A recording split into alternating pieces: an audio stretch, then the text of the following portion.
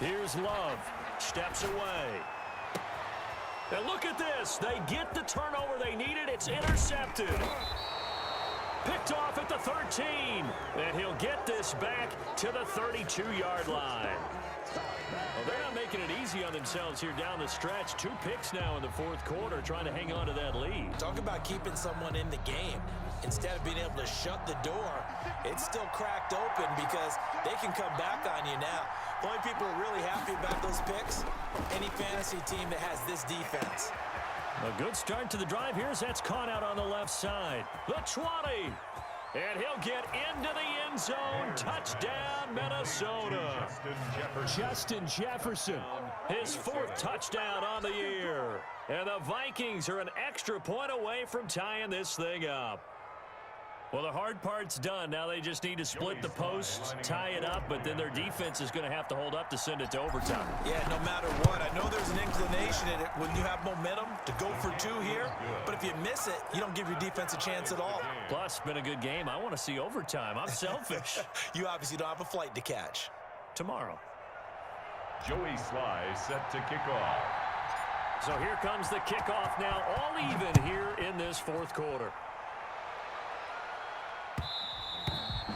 And that one will bounce out of the back of the end zone, so we will start here at the 25.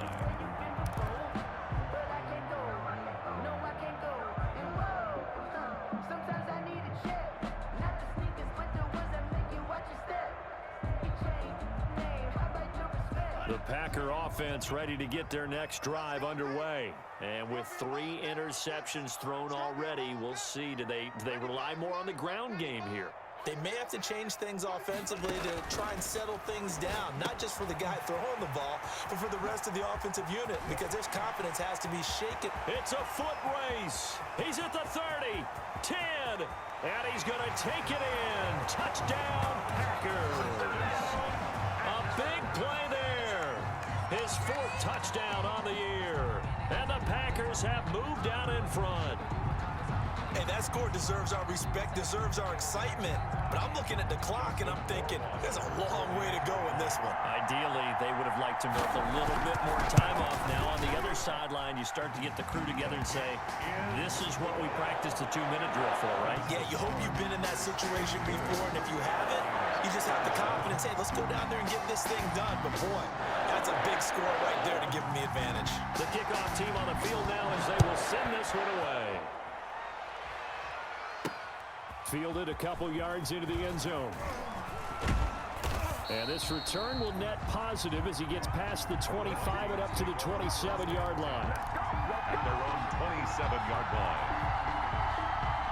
Here are the Vikings now to start their next drive. They're down here in a 1-score game, but the time, it's a factor, but it's not a huge factor right now, is it? It's really not, because this amount of time gives them a chance to run their offense, to go through play sequences. And this is what they work on every week in practice, usually on a Friday. They go over this type of a situation, late game situation. What are we going to do when we have the opportunity? They've called these plays a bunch of times. Now's their chance to execute them. They have the opportunity now. Here's the execution. Back to throw. And this one incomplete. Too much contact to hold on to that one, and it's 3rd down. Incomplete. Normally you think the tight end's going to be able to catch the football and handle that contact, but in this case, maybe a little too much target to hit. That one was timed well. And he can't get a throw off. He's taken down. What a huge play at this point in the game. Ross Blacklock in there to take him down, and the clock will roll. Down 7, and they've got to go for it here on 4th down. He's back to throw. And that is caught. He's got his running back downfield. And they're going to get this beyond the 40 before he's taken down. Now the Vikings will use the 2nd of their timeouts, as it'll come with 36 seconds to go in half number 2. The 4th down run successful. Now they look to pay it off on 1st down. They'll look to throw. It's caught on the right side. It's Smith. And he's going to get this down to the 35-yard line. Irv Smith. A well-executed 22-yard gain. And the Vikings first down. And that's incomplete. Clock stops with 10 seconds left. Irv Smith, incomplete. Kevin King there defensively.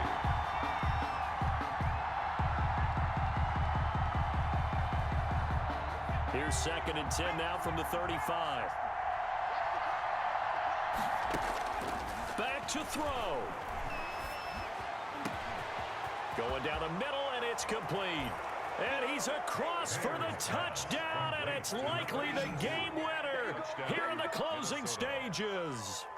Yes, sir, that touchdown puts him in striking distance. And let me tell you something, forget being conservative here. Go for it. Go for 2. Well, going for it on the road. Want to win it right now. Want to win it right now, have the momentum, go ahead and get it done. And now they're going to go for 2 and a possible win as this crowd rises to make things difficult. 58, come on. Big stop, P. Big stop. Let's go.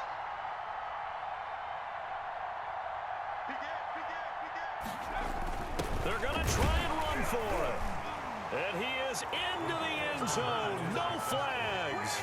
And there may be a play away from winning the football game. 44.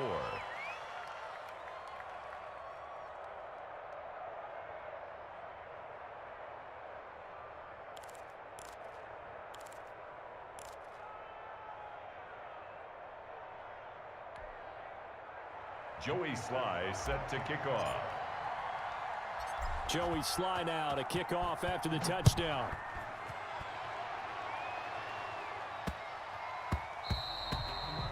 And that'll be a little too hot to handle as it will skip through the end zone for a touchback here.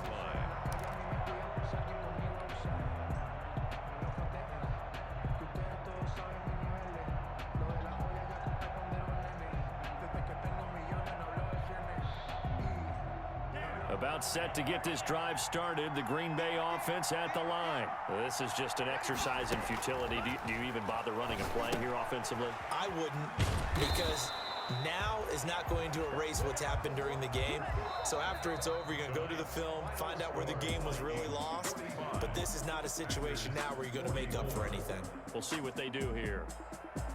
Well, going into the final play of this game, they knew that they needed some type of a miracle there at the very end, but they couldn't get it done. However, we were treated to really a spectacular affair.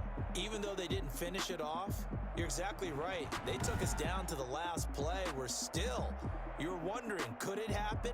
Possibly, even though we both knew it was a long shot.